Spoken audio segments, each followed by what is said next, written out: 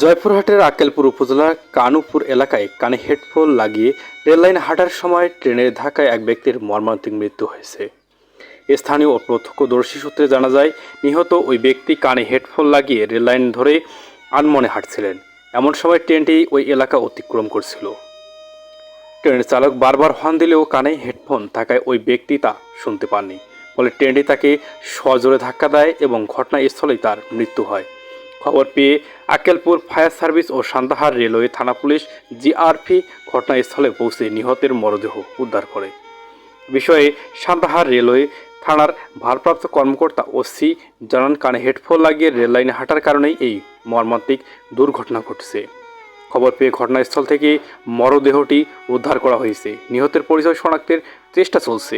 আইনি প্রক্রিয়া শেষে মরদেহ পরিবারের কাছে হস্তান্তর করা হবে। স্থানীয় সচেতন মহল জানান, কানে হেডফোন লাগিয়ে রেললাইন বা রাস্তা পারাপার হওয়া চরম ঝুঁকিপূর্ণ। এই অসচেতনতার কারণেই প্রায়শই এমন অকালে প্রাণ ঝরে যাচ্ছে। News desk.